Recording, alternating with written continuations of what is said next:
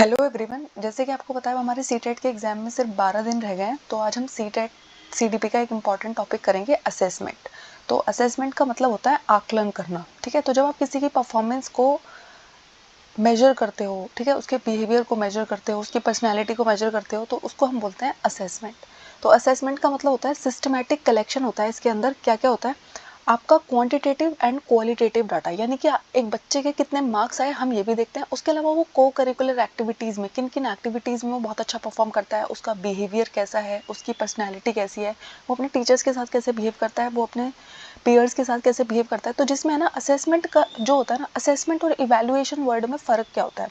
तो इवैल्यूएशन जो होता है वो एक नैरो कॉन्सेप्ट होता है। उसमें ना हमारा ज़्यादा फोकस रहता है सिर्फ डाटा पे, ठीक है, क्वांटिटी पे, डाटा पे। लेकिन असेसमेंट का मतलब होता है जब आप क्वांटिटी और क्वालिटी दोनों चीज़ें चेक कर रहे होते हैं, तो उसको हम बुलाते हैं आकलन करना। ठीक है, तो ये आपकी पर्सनैलिटी को भी मेजर करता है, आपका कैसा एटीट्यूड है ये भी मेजर करता है, आपकी कैसी मानसिक एबिलिटीज़ है इसको भी मेजर करता है, आपका कैसी सोशल स्किल है।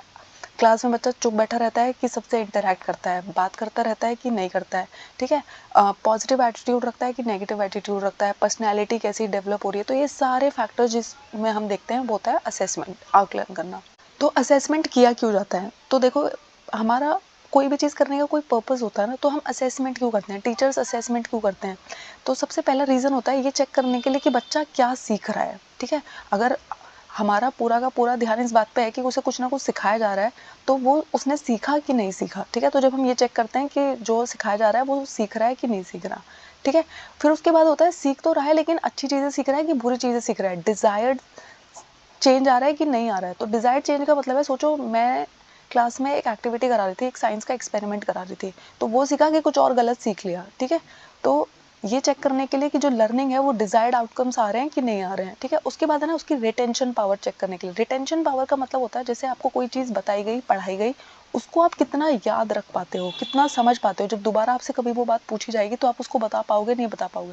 तो कभी हम कहते हैं ना यार उसकी रिटेंशन पावर बहुत अच्छी है। तो रिटेंशन पावर का मतलब होता है उस बात को, सेम बात को दोबारा से आप बता पाओगे कि नहीं बता पाओगे। कोई कॉन्सेप्ट आप एक बार समझ गए हो तो उस कॉन्सेप्ट को आप कभी भी किसी भी वक्त ये नहीं कहोगे कि रिवाइज नहीं किया है, पढ़ा नहीं है। ठीक है, उसके बाद है ना हाई ऑर्डर थिंकिंग आ रही है कि नहीं आ रही। तो आपको पता है हमारे पेपर में ना कुछ क्वेश्चन आते हैं जिनको हम बोलते हैं हॉट्स। ठीक है, तो high order thinking skills check करते हैं वो क्वेश्चन। तो मोस्टली ना वो एमसीक्यू क्वेश्चन होते हैं, वो ना हम कहते हैं ना बाहर से आ गया, बुक के बाहर से आ गया, सिलेबस के बाहर से आ गया। तो आपको पता है आपके सीटेट के एग्जाम में भी ऐसा होगा, 2-3 क्वेश्चन ना ऐसे आएंगे जो आपको लगेगा अरे ये तो कहीं पढ़े ही नहीं थे।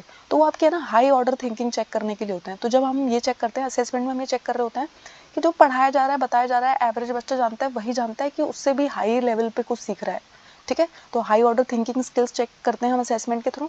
कोलैबोरेटिव लर्निंग के बारे में चेक करते हैं। कोलैबोरेटिव लर्निंग का मतलब होता है जब आप है ना लोगों से कोलैबोरेट करके सीखते हो। ठीक है, दूसरों के साथ मिलके, अपने टीचर्स की हेल्प से, अपने पीयर्स की हेल्प से जब आप कुछ सीख रहे होते हैं, कोलैबोरेशन में वर्क प्रोजेक्ट करके, ग्रुप प्रोजेक्ट करके जब आप चीज़ें सीखते हो, उसको हम बोलते हैं कोलैबोरेशन करना। ठीक है, तो कोलैबोरेशन लर्निंग कितनी हो रही है, क्योंकि इससे है ना टीम स्पिरिट आता है। ठीक है, इससे है ना दूसरों के साथ काम करने की एबिलिटी बढ़ती है, क्योंकि लाइफ में तो आपको दूसरों के साथ काम करना है ना, फिर बाद में आपके कलीग्स हुआ करेंगे। तो अगर आप है ना सिर्फ अकेले में काम करके खुश रहते हो तो कल आप एडजस्ट नहीं कर पाओगे ऐसे माहौल में। तो इसलिए ना कोलैबोरेटिव लर्निंग सीखना बहुत इंपॉर्टेंट है। उसके बाद होता है असेसमेंट का क्या पर्पस नहीं होता है, हम असेसमेंट क्यों नहीं करते हैं। तो है ना हम कंपैरिजन करने के लिए असेसमेंट नहीं करते हैं। ठीक है, यानी कि हम ये करने के लिए असेसमेंट इसलिए नहीं किया जा रहा, आकलन इसलिए नहीं किया जा रहा कि कल कोई बताया जा सके कि आप है ना उस बच्चे से बुरा परफॉर्म कर रहे हो, वो बच्चा आपसे बेटर परफॉर्म कर रहा है, आप पीछे रह गए हो। कंपैरिजन करना असेसमेंट का रोल नहीं होता है। ठीक है, हमारी जो न्यू एजुकेशन पॉलिसी है NEP 2020, वो कहती है कि कंपैरिजन नहीं करेंगे हम। उसके बाद है ना लेबलिंग नहीं करेंगे। लेबलिंग का मतलब होता है, पहले आपने देखते थे ना जब टीचर और पेरेंट्स की मीटिंग होती थी, उसमें है ना टीचर बोल देती है आपका बच्चा तो बहुत ही धीरे सीखता है, डम्ब है। ठीक है, तो ऐसी ऐसी लेबलिंग आप नहीं करेंगे, क्योंकि अगर आप ऐसे लेबल कर देते हो ना तो बच्चे को लगता है कि अच्छा मैं तो डम्ब हूँ, मुझसे तो कभी कुछ हो ही नहीं पाएगा, मैं तो कुछ सीख ही नहीं पाऊंगा। ठीक है, नेगेटिव कंपटीशन को प्रमोट नहीं करेंगे। देखो कंपटीशन को ही प्रमोट नहीं करेंगे, क्योंकि कंपटीशन है ना, बच्चे उसमें है ना बहुत छोटे होते हैं तो उनको इतना समझ नहीं आ रहा होता कि कंपटीशन का मतलब क्या है। तो वो क्या करते हैं, उन्हें लगता है कि अच्छा बस कैसे भी करके मुझे उससे मार्क्स ज़्यादा लेके आने हैं। तो कभी कभी है ना वो चीटिंग पे भी आ जाते हैं, उन्हें लगता है कि अच्छा टीचर मुझे हमेशा उससे कंपेयर करते हैं ना, मुझे उससे ज़्यादा मार्क्स लाने।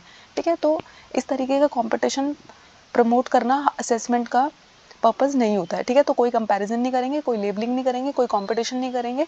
ठीक है, कोई नेगेटिव स्टेटमेंट नहीं कहेंगे बच्चे के बारे में। तो आपने ना बहुत बार ऐसे स्टेटमेंट सुने होंगे। पहले है ना टीचर्स इन बातों का ध्यान नहीं रखते थे, तो क्या करते थे, वो ऐसा बोल देते थे, तुम ना लाइफ में कभी कुछ अचीव नहीं कर पाओगे, तुम ना यूजलेस हो, तुम डम्ब हो, तुम अपनी फैमिली का पैसा वेस्ट कर रहे हो। ठीक है, तो ये सारे जो स्टेटमेंट है ये सब नेगेटिव स्टेटमेंट है ना। जब बच्चा ये सुनेगा कि अच्छा मेरे बारे में मैम ऐसा कह रही है कि मैं तो अपनी फैमिली का पैसा वेस्ट करा रहा हूँ, तो उसे लगेगा कि मैं तो पढ़ने में अच्छा ही नहीं हूँ। आप है ना कुछ लोगों को देखेंगे वो बहुत स्मार्ट है, बहुत इंटेलिजेंट है, लेकिन उनके अंदर है ना कॉन्फिडेंस की बहुत कमी है। तो जब आप उनसे पूछते हैं ना कि आपको ऐसा क्यों लग रहा है, तो वो कहते हैं अरे मेरा थोड़ी कभी कुछ हो पाएगा, अच्छा मेरे टीचर्स को ही नहीं लगता था, मेरी फैमिली को ही नहीं लगता था।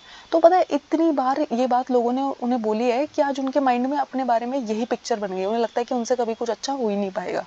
ठीक है, तो ऐसे स्टेटमेंट बोलने से पहले एज अ टीचर आपको बहुत केयरफुल रहना चाहिए कि आपका एक स्टेटमेंट किसी की पूरी लाइफ शेप करने वाला है। तो जब भी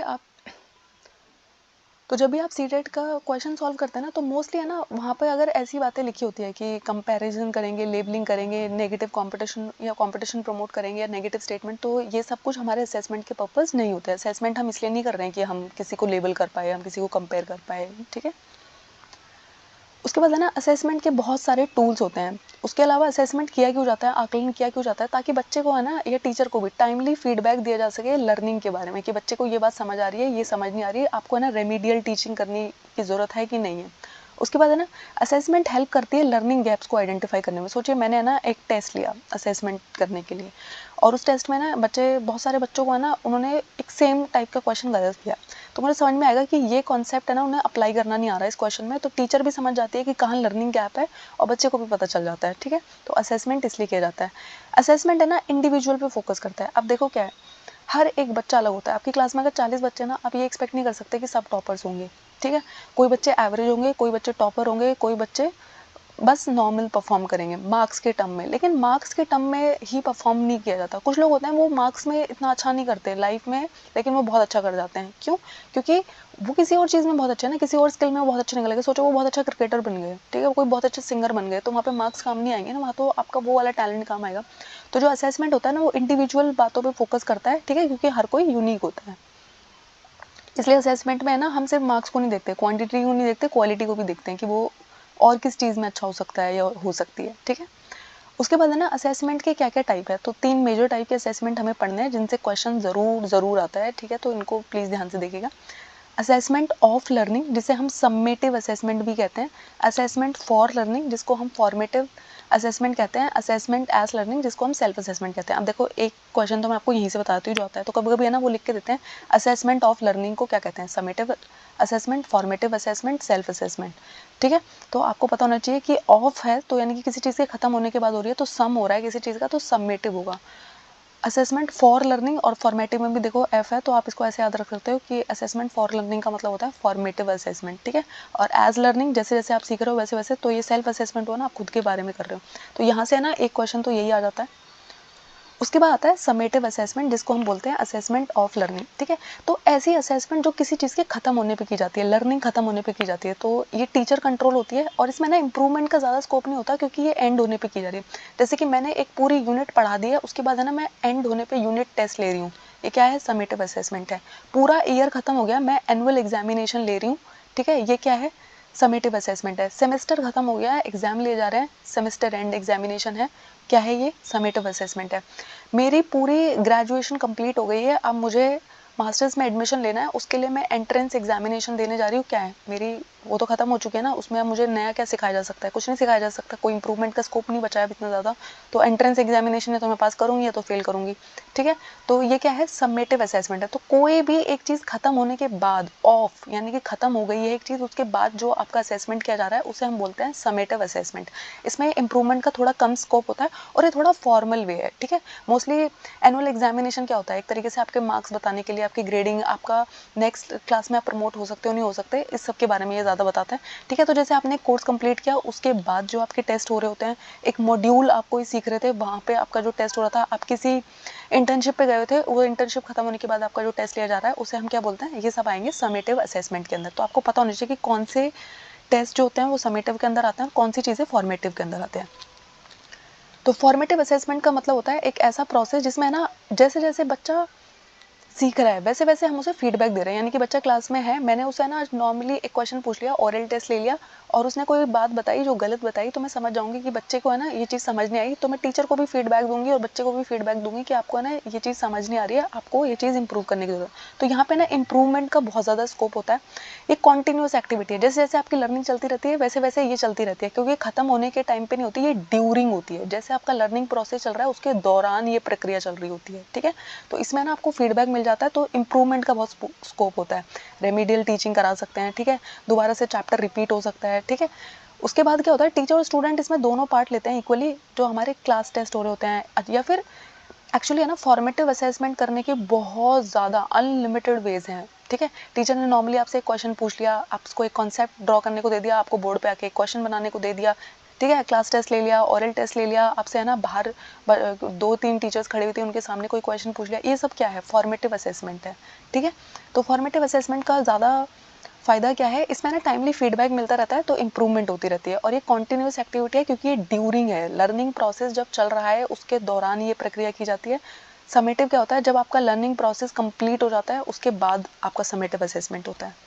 उसके बाद आता है सेल्फ असेसमेंट, जिसको हम बोलते हैं असेसमेंट एज लर्निंग। तो सेल्फ असेसमेंट का मतलब होता है जब आप है ना जैसे जैसे सीख रहे हो आप खुद को इवैल्यूएट कर रहे हो। तो जैसे मैं इसमें अपना भी एग्जांपल देती हूँ।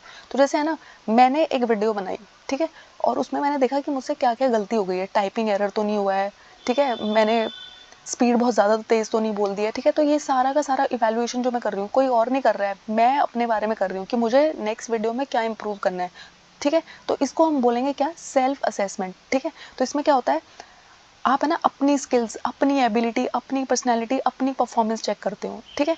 इससे क्या होता है, आपकी ग्रोथ मेजर होती है। आप देखते हो कि अच्छा मैंने उस दिन ऐसा परफॉर्म किया था, आज मैंने ऐसा परफॉर्म, सोचो आपने ना 1 मंथ का टारगेट बनाया, आपने सोचा कि मैंने ना सीटेट के लिए 75 डे चैलेंज स्टार्ट किया था, ठीक है। तो 75 डे चैलेंज से अब बचे हैं सिर्फ 12 दिन, ठीक है। तो कुछ लोग हैं जो अब पढ़ना शुरू कर रहे होंगे, ठीक है, और कोई होगा जो 75 डे स्टार्ट हुए थे तभी से पढ़ना शुरू कर रहा होगा। तो बहुत हाई चांस है कि उसका एग्जाम क्लियर हो जाएगा। ऐसा नहीं है कि जो 12 दिन पहले शुरू कर रहा है कि उसका एग्जाम क्लियर नहीं होगा, ठीक है। लेकिन 12 दिन वाले पे अब बहुत ज़्यादा स्ट्रेस आ जाएगा, बहुत ज़्यादा एंजाइटी आ जाएगी, ठीक है। तो वो जब खुद की परफॉर्मेंस चेक करेगा कि यार मुझे पहले से पढ़ना चाहिए था, या जो आप खुद से कहते हो, जैसे कि सोचो आप है ना कोई पेपर फेल कर गए, तो आप दूसरों से तो कुछ भी कह देते होंगे, लेकिन जब आप कभी खुद के साथ बैठते होंगे तो आप कहते होंगे ना, अरे यार मेरी भी गलती थी, मुझे टाइम से पढ़ना चाहिए था, मैंने पूरा सिलेबस नहीं पढ़ा था। लेकिन ये जो आप दूसरों को नहीं बताओगे, खुद को बताओगे, ये क्या है, सेल्फ असेसमेंट कर रहे हो आप, ठीक है। जब आप खुद के बारे में इवैल्यूएट कर रहे हो कि आपसे क्या गलतियाँ हुई, क्या आपने सही किया, ठीक है। इसको हम बोलते हैं self assessment, assessment as learning. जैसे जैसे आप सीख रहे हो, और कभी कभी इसमें ना आपके दोस्त भी आपकी मदद करते हैं, तो इसलिए ना पीयर असेसमेंट भी कहते हैं इसको। थैंक यू, आई होप आपको इसमें कोई डाउट नहीं है। अगर कोई डाउट है वो मुझे कमेंट से बताइएगा। हमारा ईवीएस का सिलेबस कंप्लीट हो चुका है, उसके बाद अब हमारा सीडीपी का सिलेबस भी कंप्लीट होने की तरफ है। आपको नेक्स्ट कौन सा टॉपिक चाहिए वो मुझे कमेंट्स में बताइएगा।